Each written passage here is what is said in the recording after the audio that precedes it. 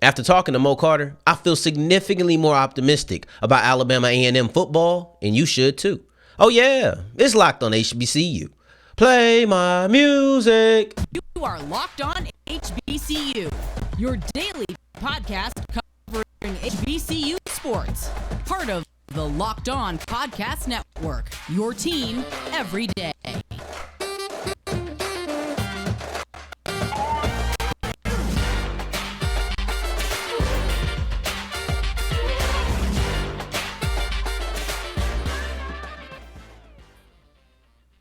What's going on, family? Welcome back to another episode of the Locked On HBCU podcast, your number one daily one-stop shop for everything HBCU athletics, Monday through Friday, part of the Locked On Podcast Network, your team every day. And I, of course, am Darian Gray, a.k.a. the Mouth of the South, Texas Southern alum and former TSU Herald Sports editor. Thank you for going on this journey with me, making Locked On HBCU your first listen of the day every day. And remember, just because the mic cuts off does not mean that the journey is over. It just means it's time to follow me on Twitter at South Exclusives. You see it at the bottom of the screen. But if you don't, that means you're on the audio side of things. Just don't forget the S on the end of South Exclusives. And Fox54's Mo Carter comes on and he breaks down the Alabama A&M spring game because he was live at the event.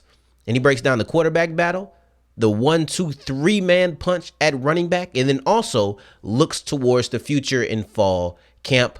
But let's start off with the most important part. All right, Mo, spring games are essentially a coma spring practice.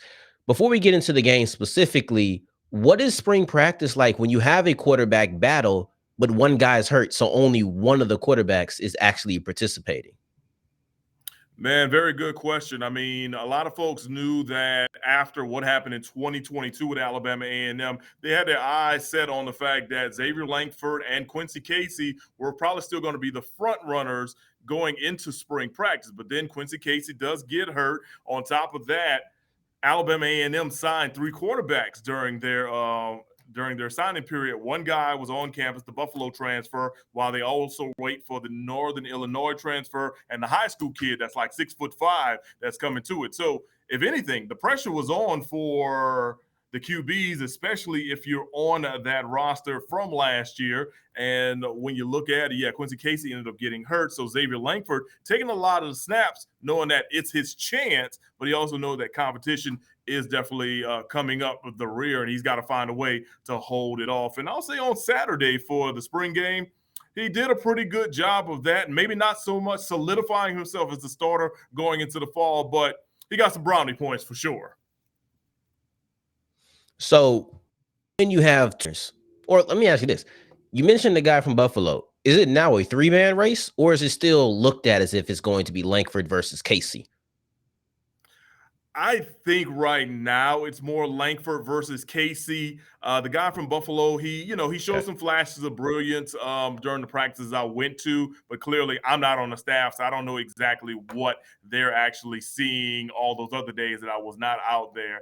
I mean, clearly Coach Maynard has said that Lankford was probably the front runner, but he's always open to competition, especially at his favorite position of all time, if you know Coach Connell Maynard's history with that. So I'll tell you this, I would not be surprised if Lankford is probably the favorite going into preseason camp. But like I said, you have a grad transfer from Northern Illinois who had pretty good opportunities to play during his career, in which he made the most out of all his opportunities. And then I think they also have the freshman as well that'll be coming in. So I'm not going to say it's a two-man race, three-man race, or whatever. In the words of Coach Maynard, basically the best man will win the race and start day one against Vanderbilt on opening week. Don't you love it when coaches tell me that? Like, of course, I would assume so, Coach. I'd assume that the best guy is going to win, but give me a little insight on who the best guy is. Come on, Coach. But when you're looking at Casey and he misses time due to injury, does it give Lankford a little bit more edge, or did he create some more space in that race, or are they kind of treating it like you can't lose your spot due to injury? We're just going to postpone any judgment until the fall. I would definitely say that he's created some space in that QB battle between Lankford and Casey. And yeah, I know, injuries happen and stuff and whatnot, but not even through the coach's eyes, look at it from the player's eyes, because Casey is not available right now. The extra workings that you could have between QB and wide receivers, those are going more so to Lankford than what they would be going to any other quarterback. And that also creates chemistry between QB and wide receivers in most cases throughout the spring. And I mean, yeah, I know that there was a true draft and you had a limited time to work with this and that, but I mean, some of the passes that Lankford made were on the money. They were pinpoint, and you can also show that he had some good chemistry with the guys that were on his team for this past week, just in general. So I think he definitely did create some space with that. But the thing is that, remember, this is just spring ball. You still got the off season, and then you got preseason camp coming up.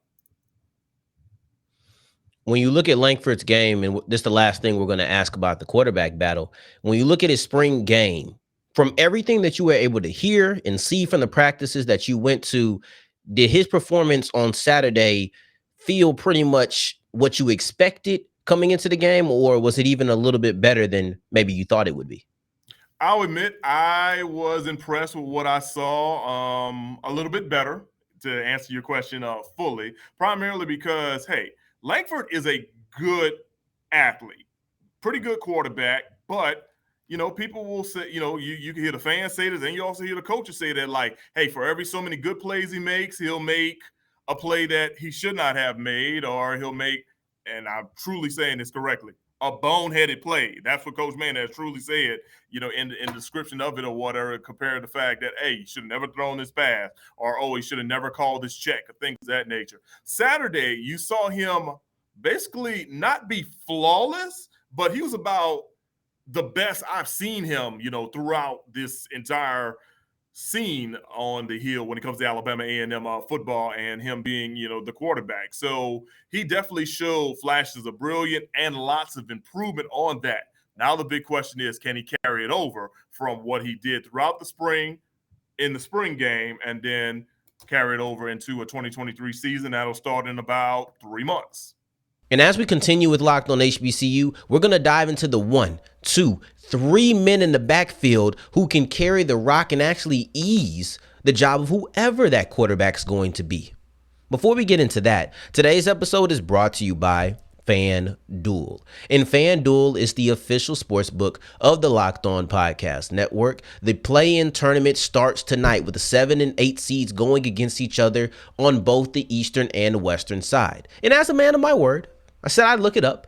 And you have the Hawks going against the Heat. That's the 7 and 8 matchup. And then you also have the Bulls versus the Raptors in the 9-10. So that's the Eastern Conference play-in. Start putting some money down. It's tonight and tomorrow. And then we get into the playoffs. So you have play-in, playoffs, regular season, and all these other sports. But we know what heightens you the most, and it's playoff basketball. Go to FanDuel.com/lockedon to make every moment more. Put some money down and make sure you are a winner. And as we keep on rolling on today's episode of Locked on HBCU, I appreciate you for making us your first listen of the day every day. And Carter of Fox54 is still here, breaking down the 3 men in the backfield who can ease the quarterback's job no matter who it is. Moving on from the quarterback battle, and that is a good one, and it's one we'll see in the fall. But moving on from that quarterback battle, what were some of the other things that coming into the spring game that you had your eye on? I want to see how this turned out. I want to see what happens with this battle or this position. What were some of those things for you? I'll tell you this. One thing I was looking forward to seeing was the running back battle. I mean, clearly we knew that Donovan Eaglin, a former All-SWAC standout, actually won like National HBCU Player of the Week honor, last year. We knew he was going to be the bell cow in that backfield. But then my question was, who was going to back him up? And I think we got an answer with not one, but 2 guys. Number 20, Kenny Wilkins had a very, very solid performance. And number 30, DJ Moffet, he also had a very solid performance.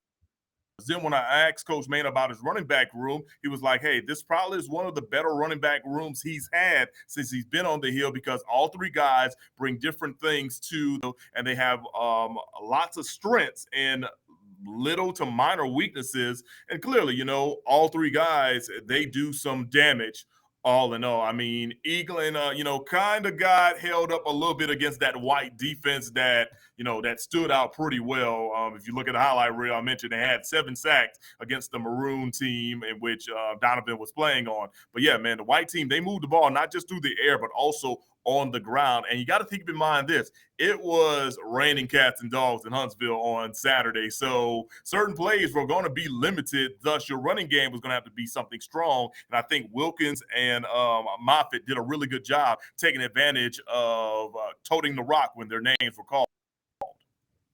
And I think Moffett had 15 carries for about 90 yards or something along the sorts. It was a really good yards per carry average that he had. When you're looking at him, do you feel like he brings a little bit more explosion to the offense? I saw his numbers and his yard much higher than the other two running backs.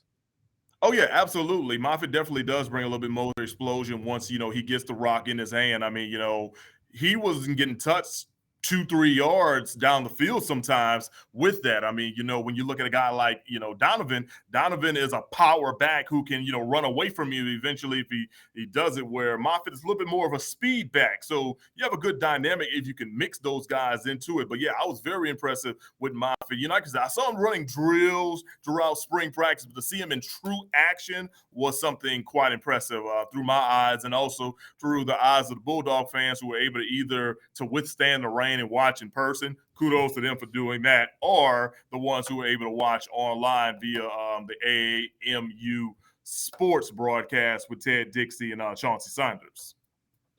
And you talked about how he wasn't getting touched 2-3 yards down the field.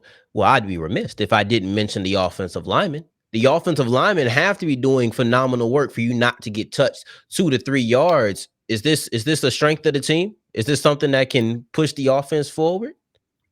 Absolutely. Yeah. With this offensive line, you got to think you've got a mix of veterans and you got a mix of guys who have now been in the program a good 2-3 years, because Coach Maynard talks about always recruiting for his needs. Well, I recall there was one recruiting class that, man, you had all kinds of defensive linemen and offensive linemen in it. And you knew it was just going to be a matter of time before these guys were going to get out there and shine. And I think this is probably the year you're going to see a lot of movement among that interior front, no matter if it's O-line or D-line. So, yeah, O-line definitely for the white team, opening it up. And also, let me go ahead and I need to put this out here too. Remember, they had a draft. So that means that you could have maybe a first-team center next to a third-team guard, next to a second-team guard, and a second-team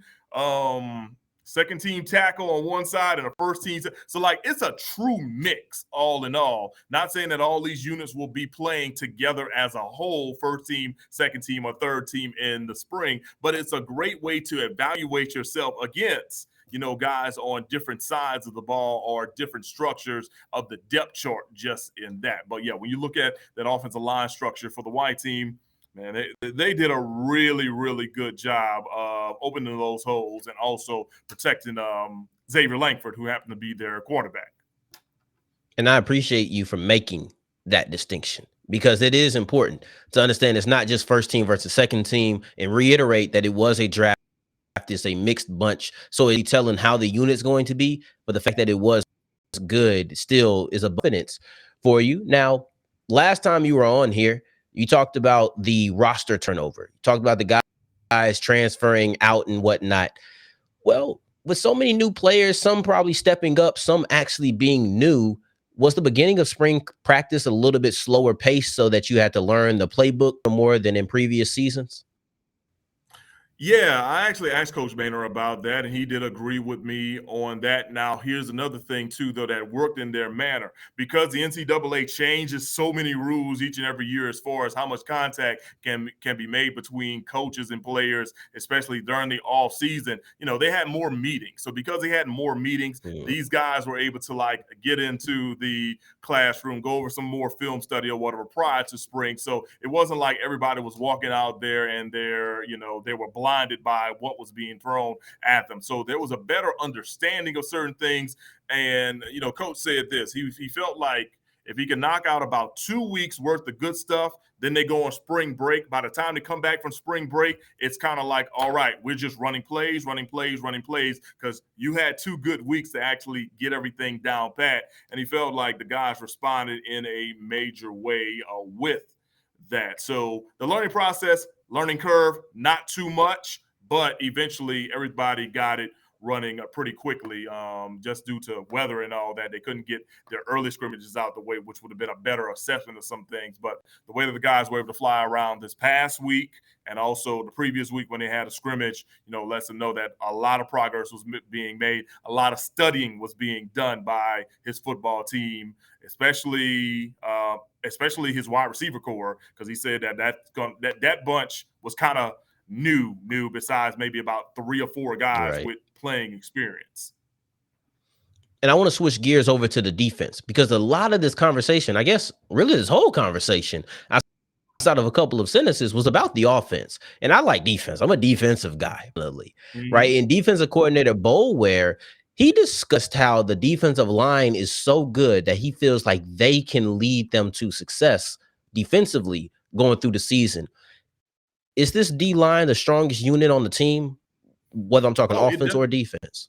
I can definitely say the defensive line is the strongest unit on the team, primarily because of this. They're definitely led by Xavier Hayes, who, had all sorts of plays last year. But also, let's consider this, man. You and I have been covering HBCU football, especially in the SWAC, closely the last few years. Alabama A&M really wasn't known for their defense, these last few years. Sure, you had Aqeel Glass slinging it left and right, and it's kind of like, let's just outscore these folks. But the offense took a major step back as they were trying to find their replacement of Glass. So that caused the defense to really, really step up. And sure, some games, maybe in the season did get away a little bit. But if you look at some of the defensive categories, Alabama A&M was vastly improved on the defensive side of the ball compared to years past. And I mentioned Xavier Hayes was one of those guys on it. It was just, there were several games they got offensive inefficiency. So because of that, the defense was just strung out there and they just got tired, man. So I think if you can find more offense this year, this defense will be able to kind of show the conference that, hey, they are a real deal bunch. Maybe not the best bunch in the SWAC, but they'll definitely be among the tops, because I've always felt that you got to find a way to earn your way into those specific roles, or also into those specific categories of elite status. So I truly think that defense can be something very, very good. It's just a matter, can you just put the mix together? But yeah, Xavier Hayes was a name that a lot of people knew last year. Would not be surprised if more people know his name this year, especially on the defensive front. You mentioned some of inefficiencies that you had last, trying to find a replacement for Glass. I know it's been a full season since Glass has left, but with a quarterback of his caliber, replacing him is not a storyline that stops after one season, at least not most times. And in Alabama A&M, so when you're talking about filling the shoes of a great quarterback, you now have a strong offensive line. You have a strong defensive line. You have 3 running backs that you feel confident in.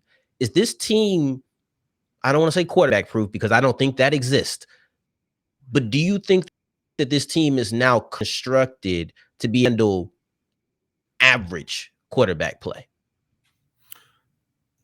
In a nutshell, yes, from what I've seen thus far. I mean, clearly, there's not another Aqeel Glass that's about to walk through that door on the hill. It's just not happening, man. I mean, Coach Manor has even told fans, look, don't look for the next Aqeel Glass to come through here. But at the same time, he does, want people to know that he's got a team full of great recruits and great players that want to win. So offensively, I can see them continue to be a little bit more balanced. Because if you remember, really during the middle of the season when Donovan started really rolling, they became more of a run-first offense than what it was pass happy offense as we see it in the past. So I think for this upcoming year, and keep in mind, I'm only thinking or whatever, I got to wait till they actually play the game. I can see them being more balanced, especially if the QB play is still kind of up in the air just a little bit. But yeah, I would say look for them to be a little bit more balanced this upcoming year. And clearly, if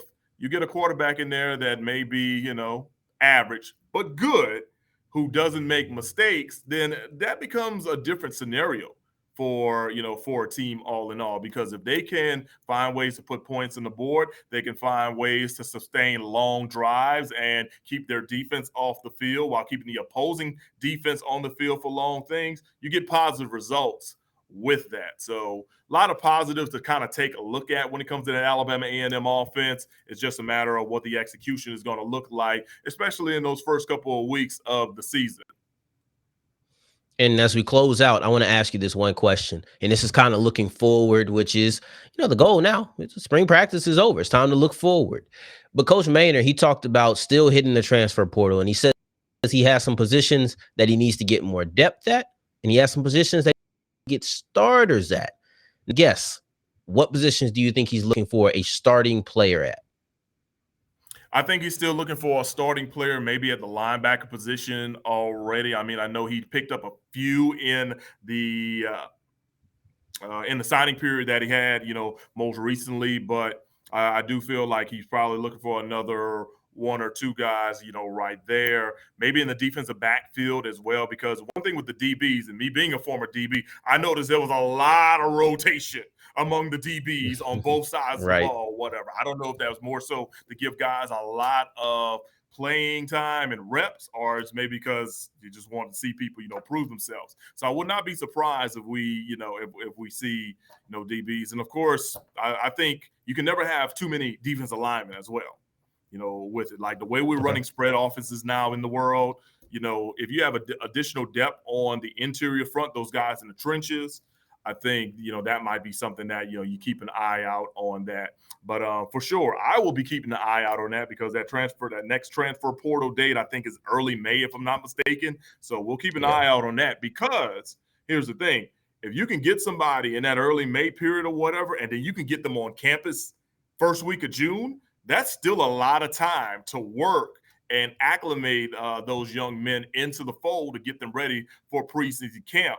And if, I don't know, let's say they're solidified on, 8 people already. If you can find like those other 3, and then boom, they're right there, getting ready to get into the fold, it becomes a different story all in all when preseason camp hits on that. But yeah, Coach Maynard's always looking to find a way to fill those needs. And also, I'm going to say this, one thing he always has said, he likes doing spring practice early with the opportunities for guys to either, if they get nicked up, for them to get back healthier, or unfortunately, Makes some sense. guys, they just don't make the grade. So because they don't make the grade or whatever, it's a sad situation, but that also gives him an opportunity to look for other folks that he's going to need to fill those needs as well. Like, hey, got to pull a scholarship because God didn't qualify academically, but I got one for this person if they're in the portal, or if they, late JUCO bloomer, something like that of that nature. I've seen that happen multiple times. So that's something else you have to always, keep in mind, especially if you're a football coach like Coach Maynard, and he's done a pretty good job with that, knowing that he needs to fill this and needs to fill that, because, hey, you're one play away. You're one play away no matter what position you are each and every day. Man, I appreciate you. I'm optimistic now. I'm not gonna lie. I wasn't pessimistic. I was kind of neutral. Now I'm pretty optimistic for what Alabama A&M look like, and I want them to be good, even more sweet when we get our get back from how y'all did us last year, taking us out the SWAC championship. Something else I was reminded by watching our interview back. That one hurt. That one hurt, but it's okay. You have to think about the Bulldogs, but I appreciate you, Mo, and we'll have you back on to discuss Alabama A&M football continuing into the offseason and next season. But I do appreciate you. All right. Appreciate you, Darian. Keep up the good work, man. Thank you, my guy. Once again, thank you to my guy Mo coming on the show, because the insight he brought from a front row seat at the spring game, it made me feel more optimistic about Alabama A&M, and I hope you did as well. That was kind of my promise at the beginning of the show, so I hope I was able to deliver, or rather he was able to deliver on that and change your tone if you weren't optimistic before. And I appreciate you for making us your first listen of the day. Every day on tomorrow's episode, we're going to kind of peek into the future. We're going to look at the beginning of the T.C. Taylor era down there in Jackson State, because this is his first spring game, and this is kind of like kicking the door open for him in his time at JSU. In the meantime, in between time, if you're looking for me, you can find me on Twitter at South Exclusives. Until the next time that we hear each other, family, take care, stay blessed. Peace.